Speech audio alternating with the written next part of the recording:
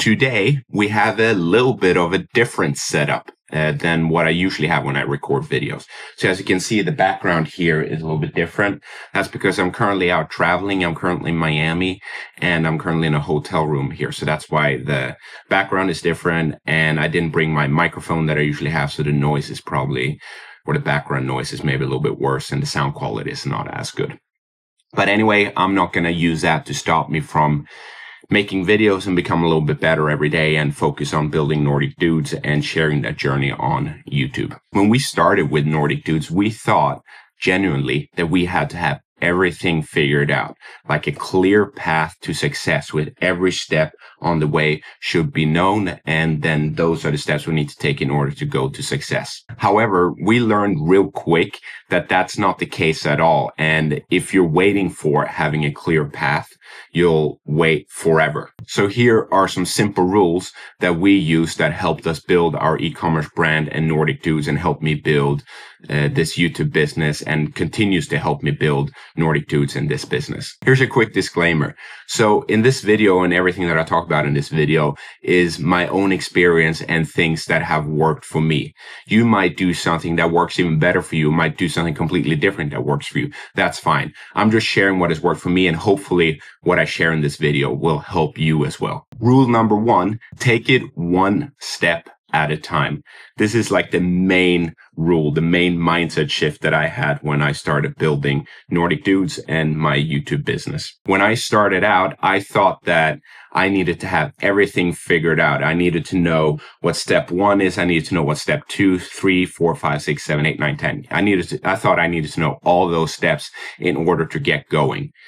And that killed progress for me, because the reality is that you will never have all the steps in place in order to go from start point to finish point. You'll never have all those steps. There's never going to be green lights all the way to the finish line. One step, one time, and then maybe you have a couple of steps another time, but you will never have everything. So what you mainly need to focus on, what I mainly focus on, is just taking it one step at a time. One question I would ask myself is, what is one small step I can take right now to get a little bit closer to the goal that I have? In my case, that might have been sending one email to a manufacturer, or sending an email to our product designer, or doing a little bit of an improvement on the design, or sending an email to our email subscribers. Whatever it may be, find one little thing that you can do in order to get a little bit closer to your goal and getting a little bit closer to growing your brand and business, or whatever it is that you want to do. Because for me, the amazing thing is that when I started doing that, things started to become more clear as to what the next steps are. So the more small actions I took, the clearer it became what the next action is that I need to take. Rule number 2, fix what's right in front of you. So don't start solving for problems that you don't even have yet. For example, in the previous rule where I said take it one step at a time, people will start making things like, for example, they would start building a website, and they would, design the website, and then they would do all these things that feel really good, but they are maybe not things you should focus on quite yet. So if you just have an idea and you want to start building the website, then I personally think you're starting in the wrong end, that it's more important that you focus on, do people even want this product, or are they even interested in this idea? So basically, don't really worry about scaling if you don't have a product, or don't worry that much about the ads if you don't have an offer yet. Start with the thing that is first relevant, and then take the next step and then the next step, instead of just starting to do things and taking it, one step at a time with things that are not even relevant for you yet. Rule number 3, and this might be a controversial one, but you don't need passion. So here's the thing. Most people talk about passion and doing what you love and all that stuff. And that might sound good, at least what I think, when you already have a successful business and you've already made money and you're already successful. But when you're starting out, I think that saying that you have passion or follow your passion is really bad advice. Because the thing is that I don't feel passionate every day about Nordic Dudes or building this YouTube business. I mean, talk about this video today, for example, I wasn't super excited about going and recording this video. I didn't feel really passionate about sitting down today and recording this video. So instead, what I focus on is I try to focus on discipline, systems, and being consistent and all that instead of just working on stuff when I feel passionate. And I truly believe that if you focus on, like I said, discipline and systems and consistency, you will eventually get a positive feedback from the market, especially if you keep improving.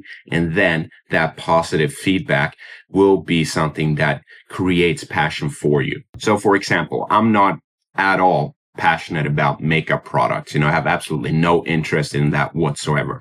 But let's say I found a product that I thought seemed interesting, a makeup product, and it turned out that demand for that product was really good and, people were interested in it.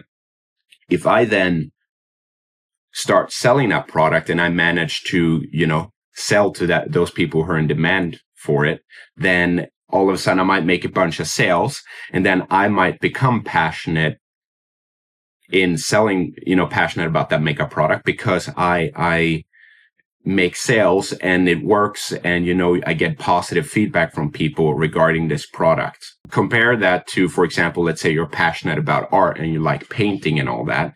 Not saying it won't work. I mean, there is a high chance it will work, but I also think that a lot of people say, oh, I'm passionate about this, like, painting in this example, and then they paint their stuff, and then no one really wants what they are trying to sell. So they end up hating the thing that they were passionate about because no one wants what it is that they're selling. Not because they're bad or anything, but it's just that the market maybe doesn't want what they are selling. And that then I think can kill passion for something that you were really passionate about, but now all of a sudden are not anymore because no one wants what you have, or you get a massive amount of negative feedback from it. Rule number 4 is control your emotions.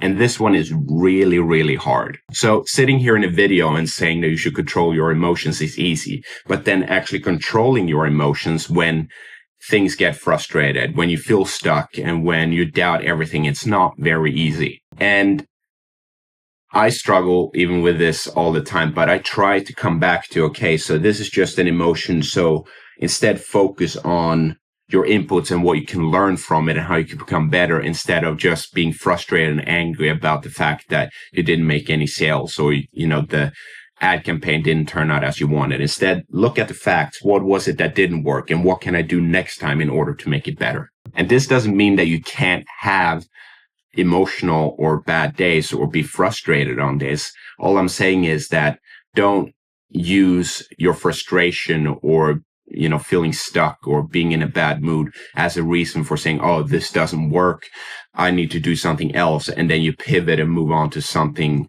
else that is completely different. You couldn't start over all over again. Instead, what I do is I just, okay, I'm frustrated or something, then maybe I go out for a walk, or I go and do something completely different for a day or two. Don't even think about Nordic Dudes. And then I come back to it with a fresh mind when I'm all, calm down and don't have any frustration or anger in me. The thing is, it will be extremely hard and it will be extremely difficult. But when you get frustrated, either if you could shift your mind immediately, which I can, and then focus on the facts and try to understand what it is that you need to do in order to improve. And if you can't do that, like me, for example, I sometimes take some time off. Then I just go for a walk, or I go and spend time with my wife, or I just finish for the day and instead go and watch a movie, and then I tackle that problem later in the day or the next day. Rule number 5 is you don't need to be the best. When I started out, I thought that I needed to be the best from day one, and that's not the case at all. At least not for me. Instead, what I focus on is instead being myself, because your biggest competitive advantage is just you being yourself and sharing your own things and your story and what is unique to you, and then focusing on getting a little bit better with every repetition you do. For example, I record these videos, and the first video I made was really difficult, and it was really challenging to record the first video because I'm not used to being in front of the camera. So I would get a little bit flustered and be like, and, feel pressured and nervous and all that. And I still do. I still feel a little bit nervous and pressured, and it's still a little bit intense to be in front of the camera. But the way I talk in front of the camera now compared to the way I did it on the first video is completely different. I'm way more relaxed. I think it's easier to talk in front of the camera, and it's easier for me to have words that come to my mind that I can then speak. When I started off, it was literally just I needed everything written out because I didn't know what to say because I would otherwise freeze. The main thing I want you to take away from rule 5 is that just focus on getting a little bit better every day or with every repetition that you're doing. That doesn't have to be a big improvement. Just focus on see what you can do a little bit better. How can you improve an email? How can you make a video better? That's what I do. And then the second thing is focus on being you, because that is your competitive advantage. Your interests and the way you talk and the things that you want to talk about and how you frame that in your current situation gives you a massive competitive advantage. So the 5 rules are: take it one step at a time, fix what's right in front of you. You don't really need passion is rule 3, and then control your emotions.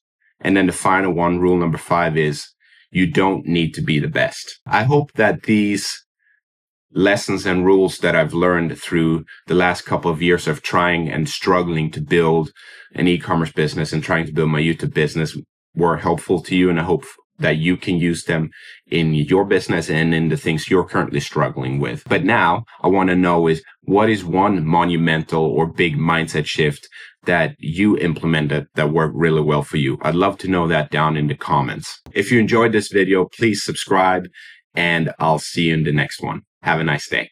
Bye.